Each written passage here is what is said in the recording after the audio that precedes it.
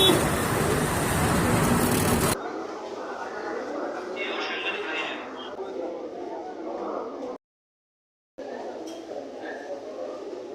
দর্শক, এই মুহূর্তে আমি আছি বাংলাদেশ স্পেশালাইজড হাসপাতালে।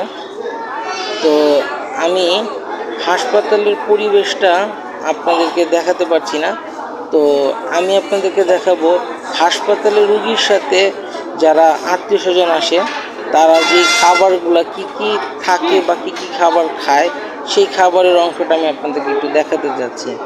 এই যে এখানে দেখতে পাচ্ছেন যে এখানে প্লেন রাইস আর হচ্ছে চিকেন কষা বা রোস্ট যেটাকে বলা চলে, তো এই খাবারটা চলছে। তো এই মুহূর্তে আমার বোন যেহেতু হাসপাতালে তার হাজব্যান্ডের জন্য এখানে এসেছেন, তো উনি খাবারগুলো খাচ্ছেন। আমি আপনাদের যেহেতু এখানে অন্য অন্য মানুষও খাবার দাবার খাচ্ছে, সেই কারণে আমি এই মুহূর্তে পরিবেশটা আপনার দেখাতে পারছি না, কিন্তু পরিবেশটা যথেষ্ট পরিষ্কার এবং নিট অ্যান্ড ক্লিন।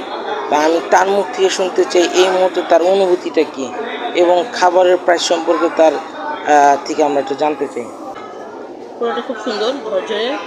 তারপর এটা চিকেন কষা না, এটা চিকেন কোরমা।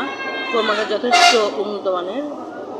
এখানে বিভিন্ন মশলা ব্যবহার করা হয়েছে, এটাকে কিসমিস দিয়ে এটা মিষ্টি ভাবটা আনা হয়েছে, বেশ ভালো।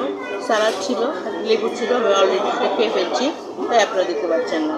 দামটাও বেশি না, দামটা হচ্ছে 290 টাকা। আচ্ছা, আমি একটা কথা জিজ্ঞেস করতে চাচ্ছি আপনাকে, এইটা খাবারের কোয়ালিটি এবং মান অনুযায়ী এটা রোগীর জন্য কতটা আপনি প্রেফার করেন? রোগীর জন্য, সব রোগীর জন্য এটা না, রোগীর জন্য খাবার আলাদা আছে। এটা রোগীর জন্য বানানো, এটা রোগীর সাথে যারা কেউ হয়তো পোলাও পছন্দ করেন, অনেকে ভাত পছন্দ করেন, সেটাও আছে। তো আমি ভাবলাম ঝটপট পোলাওটাও ভালো, কারণ মাছটা অবশ্য নদীর মাছ না, মাছটা হচ্ছে চাষের মাছ। আমার কাছে মনে হয় যে আমি জানি কি গন্ধ লাগে, তাই আমি এটা করি, টেস্ট করার আগ্রহ দেখাইনি। Thank you.